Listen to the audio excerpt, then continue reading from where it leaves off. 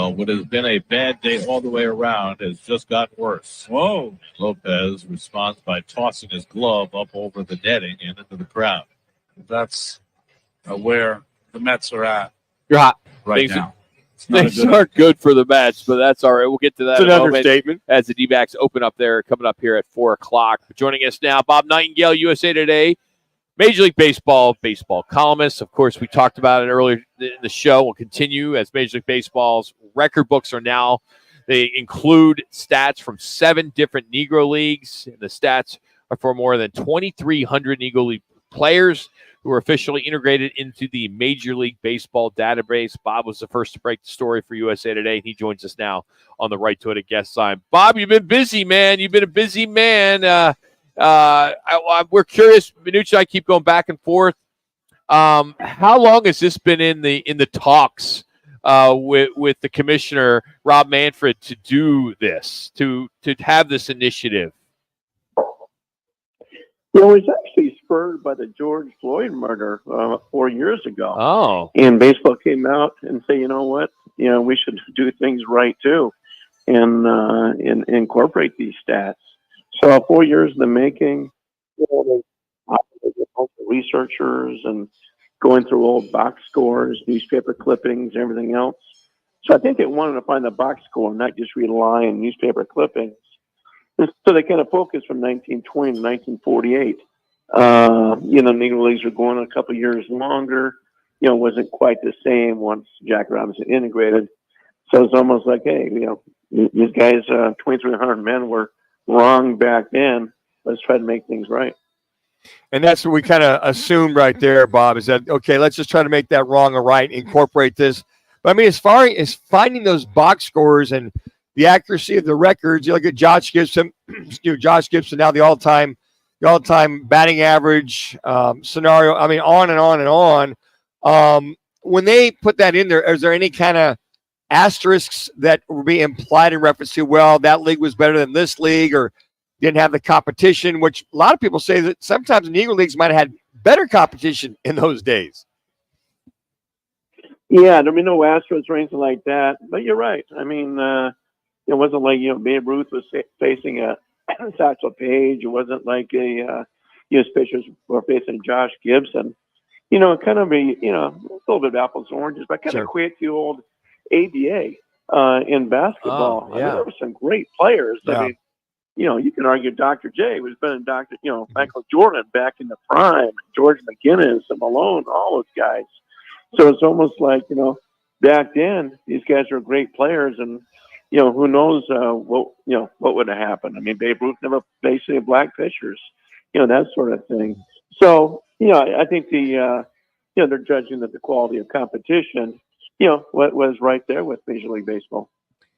Bob, do you see, I mean, you've covered every sport, but do you see this kind of maybe opening Pandora's box with other leagues? I think the ABA should for sure. Yeah. I'm not sure how the NFL works. I don't know if the NFL incorporates the AFL, American Football League stats. And those teams, from the Raiders and the Chiefs and the Broncos, I mean, they were great teams too. So, but I don't know the NFL. I know the NBA has not, because a lot of the ABA people say, "Wait a minute, now are you kidding me?" The ABA, might have been a better league than the NBA. And I said that I lived in Denver for a year there. I remember seeing Dr. J coming through town. I mean, those are some great teams. So I wonder. I don't think it will change with the. Someone asked about Japan. Mm-hmm. With it now Ichiro's stats are account from Japan. I don't think that will happen. I really don't. I think that when the NFL merged, all the AFL and NFL stats were blended, because you look at Joe Namath's numbers, prior to, and all those other numbers, which makes sense. My question for you, Bob, in reference to moving forward, this is all blends and making sure that this is one of the things that we move forward with. Is there anything other outstanding because of the racism back in those days or the discrimination that is yet to be resolved? Or is this pretty much put a period at the end of the sentence and move on? Well, they said they're only about 75% complete the stats. And so I think we may see a few more. I mean, even if Jackie Robinson got 49 more hits now, than it was. Satchel Paige almost like 80 or 100 more wins. But I think it is kind of verifies like a Josh Gibson. The old thing was, he hit about 800 home runs. Even the Cooperstown plaque said, word had he hit over 800. Well, he didn't even hit 200 home runs, but at the highest batting average and slugging percentage and all that. So I think people are more accepting of it. If we had all of a sudden saying, okay, Hank Aaron and Babe Ruth and Barry Bonds, now we're even in the top 10. That part hasn't changed. And, I think if you ask people, hey, what's the highest batting average of all time? I don't think people know that answer. I didn't know that answer. But you know who the home run king is, that sort of thing.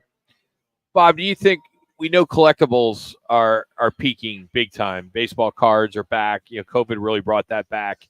Do you think that a Ty Cobb rookie card would now go down in value, or particular players would go down in value because now there's going to be other players that have better stats? I don't see that. Okay. I don't. I mean, it's not like there were old Negro League cards you can get, just a few printed. So I don't see that. I mean, even Dave Roberts, for instance, he has the highest winning percentage of any manager with that many games. But if you include the Negro League stats, he's actually a fourth. So that sort of thing, but doesn't diminish what Dave Roberts has done with the Dodgers, and certainly people aren't going to think less of of a Babe Ruth or Ty Cobb, and it's cool too. It's just there are all these guys that kind of jump in the top 10. I know Josh Gibson stole the headlines, but it's great for all these families, and they really wanted to get it done before June 20th, because that's where they're having that game at Rookwood Field.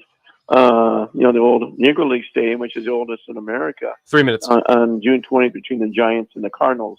They really wanted to get it done before that game. Is this something you think Rob Manfred wanted to get done for his legacy? Yeah, I'm not sure that came into focus. Like I said, it came up after the George Floyd things when they're taking down statues and things like that. And I think baseball kind of woke up and said, wait a minute now, how about these stats? And even when you talk to people like Bob Kendrick at the Negro League Hall of Fame Museum, it's cool. It's not like that, hey, all of a sudden now everything's great, but it just kind of, brings particularly the families back in focus. I talked to Sean Gibson, and he's a great grandson of Josh Gibson, but just for those families, it means a lot. I love all that. I think that's great when it comes to the families and everything. It sounds like baseball is really trying to embrace the history of the sport. And if that is the case, then when does Pete Rose get into the Hall? When does he have a plaque that can be, not with an asterisk or whatever?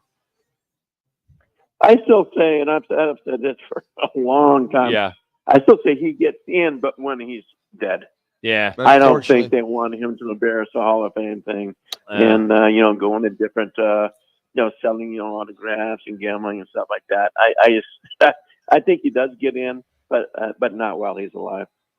Bob, thank you. Great story, man. I know that it probably took a lot of work, but that is something that I know everybody's talking about. So good job on that as always, and thank you for making some time for us. Sure, my pleasure. Thank you, guys. That's the great Bob Nightengale. You can follow him on Twitter or X, B Nightengale, part of USA Today. He is their baseball columnist, breaking that story yesterday. I think there's a lot of sides to look at with this, and I think for the family and for the show and or for the game coming up in the summer, I think that makes a lot of sense. I had no idea it had to do with the Floyd deal 4 years ago. I didn't either. That's interesting. Yeah, that spurred, that pretty much was like, okay, look, we need to do something. And that in particular, you didn't really dive into it, just said the Floyd death that kind of spurred this whole thing on. But you know what, Rock? I think it was long overdue. I really do. That's fair. I think it's long overdue. Okay either way, but that bigger picture for me is I can't take my kid to the Baseball Hall of Fame and not show him or her what Pete Rose did. Yeah.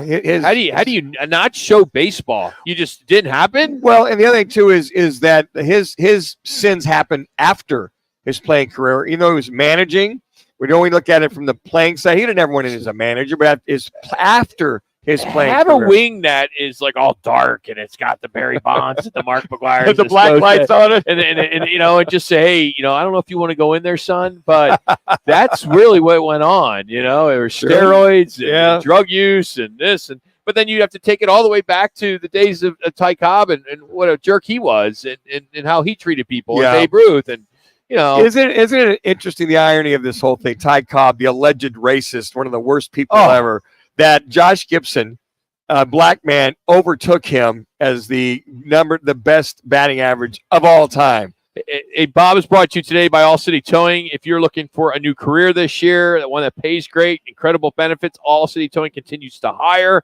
They need people to join their team. Head to allcitytowing.com, search careers. That's All City Towing, statewide service, and they answer your call 24/7. That's allcitytowing.com. Well, coming up, we have a card for you. If you can top the Twin Peaks Camelback gal, we need a contestant for our Peaks picks. We will have 3